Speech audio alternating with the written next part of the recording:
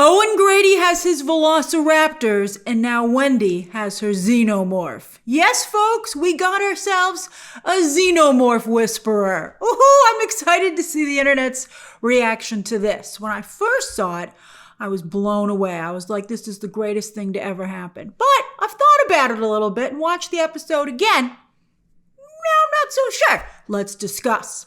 It was kind of funny to see it to burst. I don't know why it always feels it has to burst out. I mean, I guess to get through the glass, like it would have to get through a rib cage. But first it was in water, you know. Well, they burst out, right? We want to keep that quality. But it didn't immediately slither away like it usually does. It's like, really? And you're like, quick, step it, squash at it, get away from it. But since it stuck around this time, it reminded me a little bit of that scene in Spaceballs. I thought that was pretty funny, especially the second time I watched it.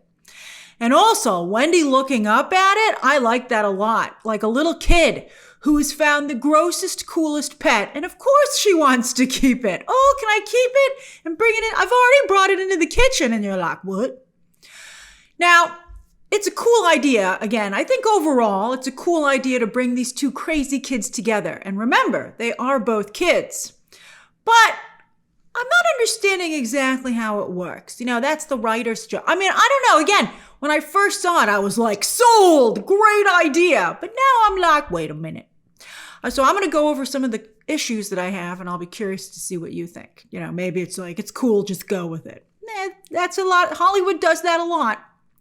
So why would a species so heavily connected to biology, it's parasitic, each xenomorph takes on properties from its host, why would it connect to a synthetic, right? There's no biological scent or pheromones, is that a scent? To lock onto. Like, how would it be able to even tell that this is the sister of its human host, so to speak? You know, I thought that might be one of the reasons they have a connection, but how would it know that? I mean, Wendy might have a human like brain waves or, you know, the consciousness of a human that was transplanted into her. But she's not a cyborg like Morrow. She's 100% synthetic. But it's interesting to point out that both she and her brother Joe seem to get special treatment from the xenomorphs.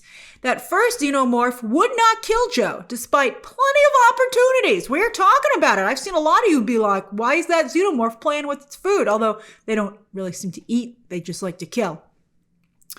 But then Joe's like, it's using me as bait, Wendy. And now, I mean, I didn't even realize that the first time, but when I think about it now, rewatching these episodes, do these breakdowns, did it want to set a trap for Wendy? Were the xenomorphs interested in Wendy that early? I mean, Wendy did end up killing it. But it did attack her, but it didn't actually kill her. I mean, it did skewer Joe's lung, but maybe it knew that wouldn't be a killing blow. What's going on here? Now, maybe their family line has some kind of element to it that attracts xenomorphs, but again, that wouldn't transfer to Wendy's synthetic body. But maybe the special treatment that Joe seems to get is why Prodigy decided to use his lung to host a new xenomorph, like boy Kavalier can't scare up a lung. I'm sure he could. They could have put it in the sheep lung or something like that, right? I mean, a lot of you loved, I didn't see Alien 3, but now I know that a dog gets a face hugger on it, and the xenomorph comes out like that. Maybe they didn't want a sheep xenomorph.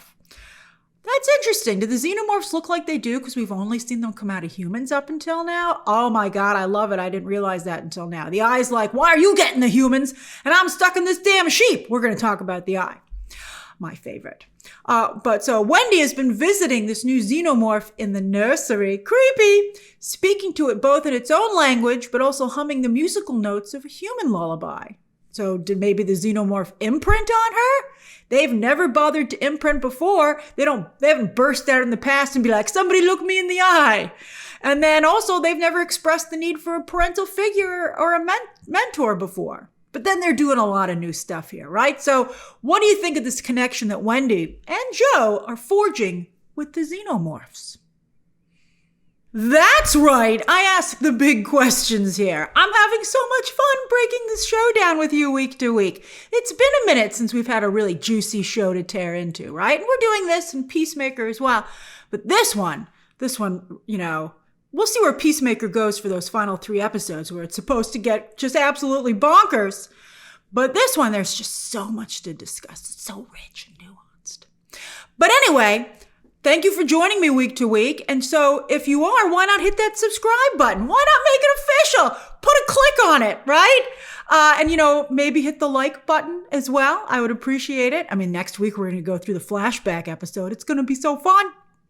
All right, so speaking of liking things, again, as I said, even though it doesn't make a lot of sense, I like the idea of Wendy working with the Xenomorphs, just like Chris Pratt works with the Velociraptors in the Jurassic World franchise.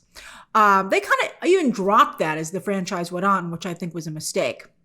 Anyway, this baby Xeno came from her brother, so it makes it almost like a new sibling for her, right? And it really makes Wendy a Nexus being. Hello, Marvel. We used to break down your shows like this, and maybe someday we will again. But anyway, I mean, Agatha was this amazing, and that wasn't that long ago, although it does feel like a long time ago at this point. But anyway, Wendy is now connected to humans, synthetics, and now also an alien species, the Xenomorphs. Remember, she can't hear and talk to any alien species, just the Xenomorphs. She feels they've picked her, and Boy Cavalier's Alfred Pennyworth, no, his name is Adam on the show, but that's what he seems like. But he says if an alien species chooses to talk to us, we should listen to what it has to say. I agree with that, but are the Xenomorphs talking to Wendy? I mean, it seems to me like she's been eavesdropping on them. And it was established in an earlier episode that she can hear a higher decibel than was intended, and also that none of the other hybrids can hear too. And it's also been established that she just has better technical abilities than the other hybrids, from not only the hearing, but also being able to manipulate computers. But why? Right? Was it just a fortunate glitch? Did Wendy somehow will this to happen through her programming, right?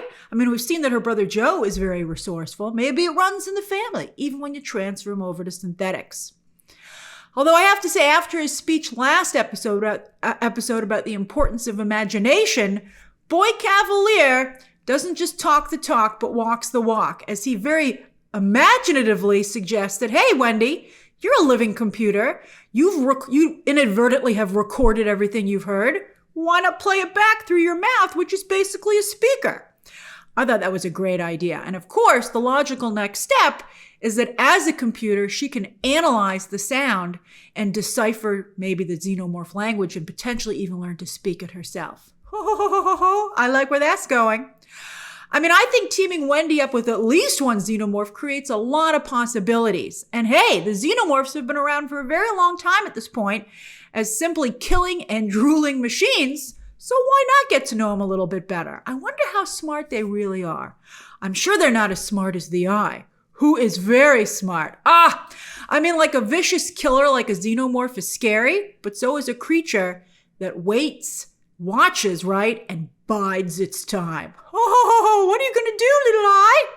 Yeah, let's talk about the sheep scene. Talk about being caught in the middle. I loved the staging of this scene. With on one side of the box, you've got the synthetics, and on the other side of the box, you've got the humans. And then there's this new entity, and they're both like, come to me, come to our side, like two parents trying to get the kid to walk to them first. Although, of course, the stakes here are much greater. I love that when the Eye first entered the sheep, it tried to stand on two legs to mimic the synthetic and the humans around it, to be on their level. But because it wasn't a sheep, it wasn't sustainable, and it had to go back to all fours. How humiliating. The Eye must be very frustrated. It's like, whoa, I can't, whoa. But I thought that was just so interesting. Now, Adam once again points out the obvious, that this alien parasite is incredibly dangerous, perhaps the most dangerous of all the specimens that they've brought back, as it's clearly the most intelligent of the ones from the Maginot. But remember, Boy Cavalier is looking for an intelligent conversation to have, which I think is why he's particularly drawn to this alien parasite. I think not just Boy Cavalier, but all of us are just on pins and needles waiting for this thing to find a host where it can talk. I'm like, I know it seems so clear that's where we're heading, but when, right? Like this show is moving at a breakneck speed, but that's something I'm just very much anticipating. I hope that, they're creating such anticipation around it. I hope they can live up to the anticipation that they're creating. And on that note, well, Kersh treats the eye like an experiment, distant, observing, right? And seeing the increased brain waves in the sheep are what give them the indication that this alien is so smart. But Boy Kavalier treats it like another individual, right? Communicating with it directly. And what does Boy Kavalier say? Well, of course, he says, me, which means I'm in charge. I'm the most important. I'm the one you should focus on. And don't you forget it. All just with one word and gesture by saying me. I gotta say, Samuel Blanken, who plays Boy Kavalier, really does an incredible job. A lot of nuance. But back to Kersh, who's observing instead of intervening. He's doing that a lot lately because he's not stepping in to what's going on with Morrow and Slightly, even though he knows it's happening. Oh boy, talk about a parasite. And I think it's brilliant that on a show about alien parasites, they would have another parasitic relationship between Morrow and Slightly, just to show that there are all different types of parasites. I mean, think about it. Morrow hacked him by infecting him with that chip, by infecting him with his code. And now, just like some parasites in a host, like the ones The Last of Us is based off of, Morrow can make his new host do what he wants. How? First, he uses psychological manipulation, and that's how he gets Slightly to tell him his real name. Slightly, remember, is just a child. And it's so sad to see Morrow use his innocence and trust against him, and naivete. So sad. And so Morrow finds his family, his parents, and remember, Slightly told him, because that's how long Morrow has just been setting the groundwork for this, from the moment he met Slightly and Smee. But what would you be willing to do something horrible for? To protect your parents. And Morrow gets to them. It was heartbreaking to see Slightly begin to become separated from the group by a terrible secret, which is so often what tragically happens when adults groom children for their own horrible means. Morrow wants Slightly to get him a specimen, but since the eggs are too big to move, he tells Slightly to get a human into the lab to let a facehugger get him, and then he can just get that human to Morrow and smuggle out the specimen through the human, right? And he lies to Slightly and he says, don't worry, that human, whoever you choose, will have a couple of bad days, but then he'll be just fine. Lies. So who to pick? Well, there's Joe, right? Not just a human that Slightly has access to, but that Slightly has become jealous of and angry about. His family is far away and in danger, yet Wendy not only has her brother here, but he's safe and sound. Tell Slightly that they stole Joe's lung and threatened to make him pay for it, which would bankrupt him and probably put him in whatever, maybe they have debtor's prison then, right? So now he has to work for the company and do everything they say, or else. Slightly, how would you like to hear about the horrors of healthcare? And also, Slightly isn't aware that Joe has insane plot armor. You better pick somebody else, Slightly. But while I understand Slightly's motives and Morrow's, Kersh remains quite the enigma. He watches and watches and watches. Although he did caress that egg. What was that about? I thought about it and I thought about it. Think, think, think, think, like Winnie the Pooh. And, maybe Kersh can hear the xenomorphs as well, right? The eggs are an extension of the xenomorphs. Wendy could hear them. I like that theory. And Kersh is just an adult, so he doesn't tell anybody. I think that would be fascinating. All right, when and if he finally decides to truly act, that should be something to see. But for now, all he does is tell Slightly that snitches get stitches. I didn't understand their conversation at first. At first it seemed that he was like, if someone did something wrong, you should tell on them, right? But then it seemed the conversation didn't go that way. I was as confused as Slightly. But again, think. I thought about it. And the second time I watched the scene, I felt like Kersh was actually saying, you wouldn't tell on me if I did something horrible, right? And they're waiting for an answer. Morrow's like, what are you going to say? And Kersh is like, And then Slightly responds, I would look out for my friends. So I think that if that's the intention of Kersh, we're not going to tell on each other, right? That's why he likes Slightly's answer, because he's like, good, we're friends, so I'm not going to tell on you, and you wouldn't tell on me. That is really, really interesting. We aren't, he's saying that we're synthetics, we're not human, so we operate separately and secretly from them, right? And maybe maybe cyborg Morrow is included in that circle of trust? I'm very curious about that. Or maybe Kirsh is considering it. I'm trying to figure out Kersh's motivations, and I'm still not 100% sure what they are, but I feel this starts to give me some picture in it, and I'd be curious to hear what your thoughts are on it. I mean, the human boy Kavalier certainly isn't giving Kersh any reason to be loyal to him. He's just so horrible to him. But back to the conversation with Slightly. One of my favorite lines this episode is when Slightly says to Kersh, "Are you giving me a test?" And Kersh responds, "That's what being an adult is, a constant test." I thought that was fantastic because it was true. Also, I thought it was very moving and quite meaningful when Kersh lets Toodles rename himself. That was beautiful. Choosing a name with far more dignity that means something to Toodles personally. Isaac, after Sir Isaac Newton. Remember, even before the transfer, Isaac wanted to be a great scientist. I think it not only shows that Isaac is growing up and wants to take responsibility for himself and have agency, but also wanting freedom from his maker, to not just be an extension of his maker, his owner, right? A tool, but instead an autonomous being who has a soul. I think that's beautiful. And as I said, very moving and meaningful. But you know what's even more interesting?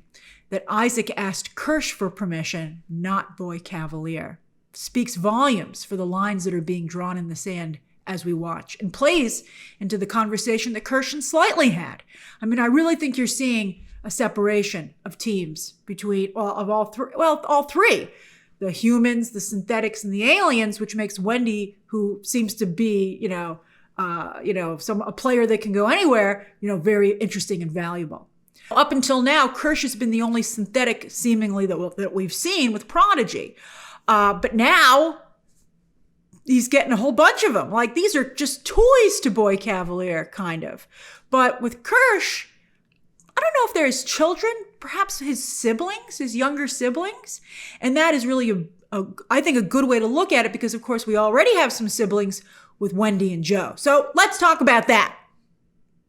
So Slightly's not the only one who doesn't like having Joe around, because Joe is the only person on the entire island who treats Wendy like a human. Although Boy Kavalier made an interesting point that Joe should have found a way, as Wendy's brother, back when she was still Marcy, to visit her when she was just so sick in the hospital. But at the same time, it's an unfair thing to say because Joe wouldn't have had Boy Kavalier's tremendous resources. Of course, Boy Kavalier can find a way. I mean, let's not forget, as Joe points out, Joe says that he was in a war on the other side of the planet, but he was also enlisted. You can't leave when you're enlisted. He can't even leave now to go to medical school on Mars, right? I mean, he was denied by Marcy through the robot, but he was enlisted, and that creates a very complicated situation. But I'm sure that even Joe feels bad that he didn't find a way. I think he's extremely guilty. And I think that's one of the reasons that he's holding on so tightly to Marcy now, that he has magically gotten a second chance to be with his sister. I think that's really, really important.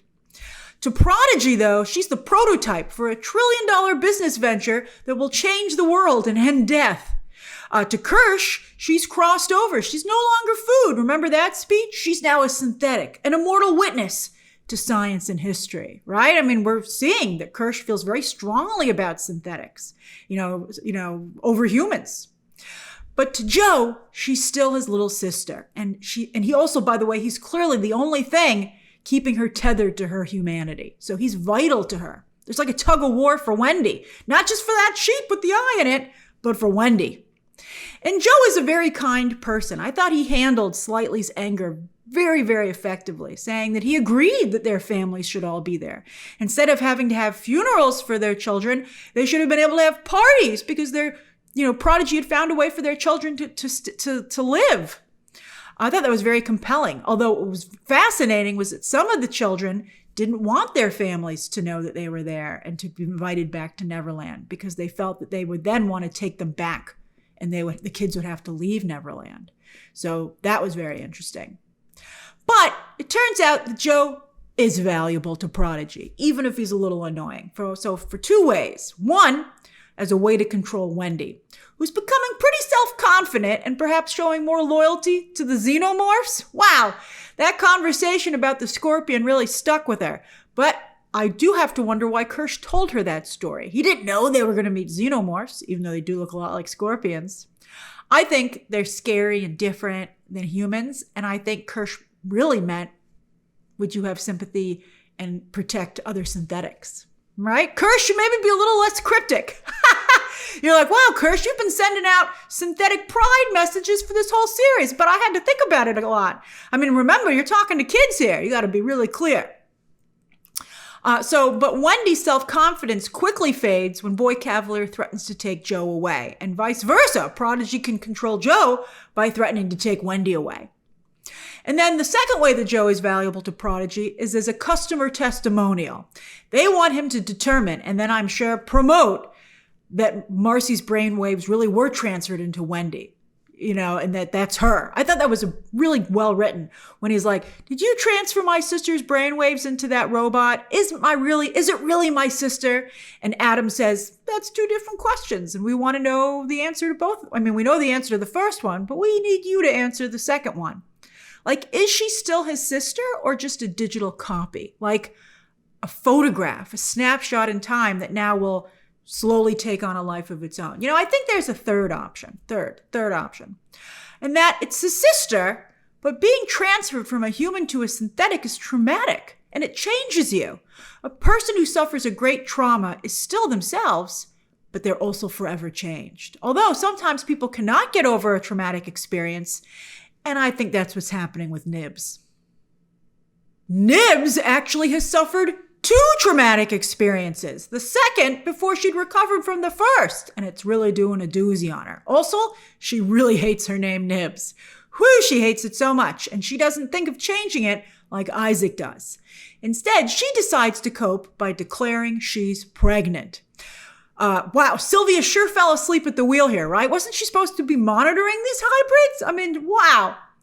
And by the way, speaking of Sylvia, one of the most shocking things this episode was the revelation that she and Arthur are married. What a crazy couple. They don't feel like a couple to me at all. I wasn't like, ooh, I never saw it coming, but now I do. Instead, I was like, what? No, that's ridiculous.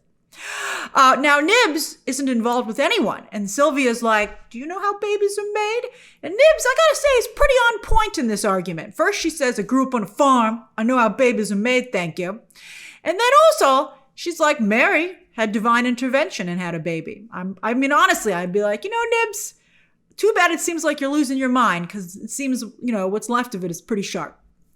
But I have to say also, with all the crazy stuff happening on this island, with tech evolving in unexpected ways with Wendy, to alien parasites being introduced to the equation, I'd be scanning the crap out of Nibs. I mean, she has a feeling that she's pregnant, and you know what? Maybe she is. Maybe what she perceives as pregnant actually is something else that's kind of like that, right? I mean, they just, a xenomorph was just born over in the lab, a couple doors down. Who's to say? I wouldn't just be so dismissive of Nibs. I'd be like, stick her in the scanner. Let's see what's going on. And then I'd be like, maybe she's good. But Sylvia clearly isn't very good at her job. I mean, her husband's getting pretty upset. It's pretty sobering when he says, worst case scenario, they killed 6 kids. Oh, that's so bad. When Nibs becomes violent, although I think Sylvia pushed her way too hard. I was like, Sylvia, this line of questioning is not working. But we do see that they have a security protocol in place on how to deal with the hybrids. Take them to their room and lock them in there.